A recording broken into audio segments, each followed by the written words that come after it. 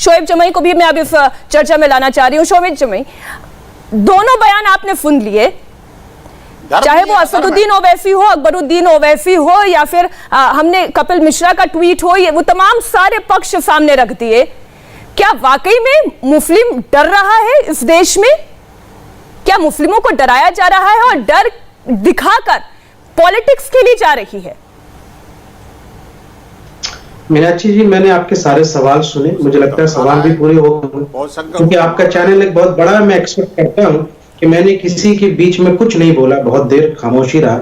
अब जब मैं बोलूं तो 2-3 मिनट जो है प्लीज किसी को इंटरप्ट ना करवाइएगा। मैं अपनी बात कह लूं तो रिबटल दे सकते हैं लोग। 3 पॉइंट में अपनी बात कहूंगा। एक कथन है कि चोरी और सीना जोरी, यहां पे जो कुछ हो रहा है वो मुझे ऐसा ही प्रतीत होता है। आप एक मैग्नेमिटी प्रोपोर्शन को कंपेयर कीजिए, जस्ट कि एक पॉलिटिकल बयान है जिसमें मोदी योगी का नाम लिया जाता, पुलिस का नाम लिया जाता, और एक जो नॉन पॉलिटिकल लोग, फुल्ली धार्मिक लोग, जो योगी हैं, संत हैं, महात्मा हैं, या फिर मंदिर मठ से जुड़े हुए लोग, एक कॉन्क्लेव करके एक कम्युनल बेसिस पे पॉलिटिकल धमकी लेके आते हैं।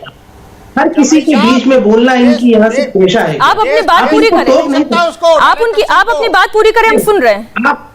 आप उसको चुप कराइए भाई, नहीं होगा ऐसे डिबेट, आप किसी और को बुला लीजिए। हम सुन रहे हैं शोएब जमई, आप अपनी बात पूरी करें, आप अपनी बात पूरी करें। साथ डिबेट नहीं कर सकते।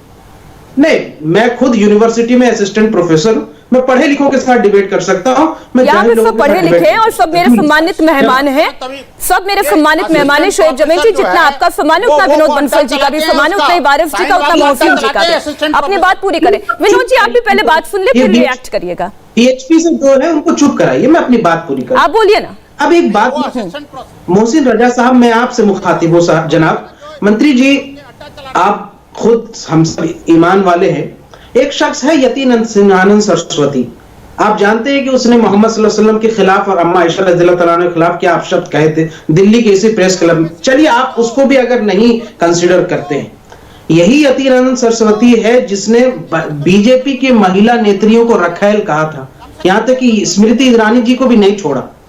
अब यही यतीन आनंद सरस्वती कॉन्क्लेव करवाता है हरिद्वार में और खुला मुसलमान हथियार और ये सारे नाम लेकर के लोगों को उकसाता है कि तुम कत्ल करो। इसकी गिरफ्तारी कब होगी साहब? अगर कानून, लॉ ऑर्डर की हम बात करते हैं, कॉन्स्टिट्यूशन की बात करते हैं, मैं कहता हूं आपको जिसको लगता है हेट की बात की, क्या यूएपीए सिर्फ मुसलमानों के लिए?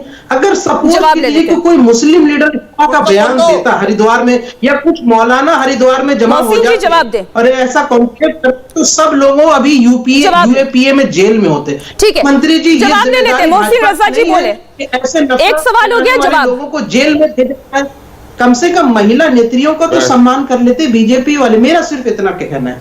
मोहसिन जी, देखिए, बहुत अच्छी शोएब जमई ने बात करी, मैं आज उनकी इस बात का जवाब दे रहा हूं, ध्यान से सुन लें। यह हमारा देश है, यहां पर हिंदुस्तान में प्रॉफिट मोहम्मद को लेकर उनका बड़ा सम्मान है।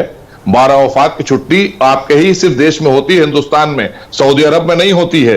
यहां मान्यता है उनको, क्योंकि मानवता के लिए उन्होंने काम किया। यहां के करोड़ों करोड़ हमारे हिंदू भाई मानते हैं और सम्मान करते हैं।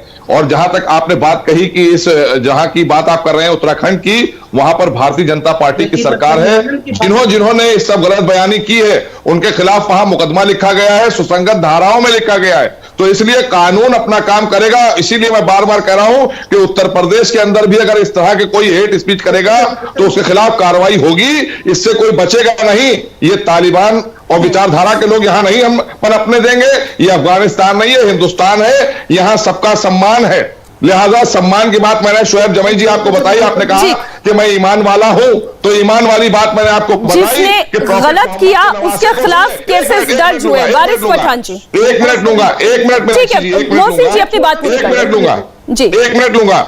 बोलिए। आप देखिए कि मानवता के लिए करबला में इतना बड़ा वाकया हुआ जिसमें इमाम हुसैन ने शहादत दी, उसकी छुट्टी सिर्फ और सिर्फ हिंदुस्तान की पार्लियामेंट में है, सऊदी अरब में नहीं है। जबकि वो अरब में थे, उन्होंने मानवता को बचाने के लिए बलिदान दिया था। तो यहां पर हमें इतनी इज्जत और सम्मान मिलता है। शोएब जमाई जी, इन लोगों को बताइए जो नफरत की बात करते हैं, असदुद्दीन ओवैसी हो, अकबरुद्दीन हो या हमारे भाई वारिस पठान हो, इनको समझाइए, यही पढ़े हैं इसी देश में, लेकिन विचार इनके जो है तालिबानी है। वक्त हर जगह डाउनलोड करने के लिए सर्च करें India TV news Google play store या ऐप स्टोर पर।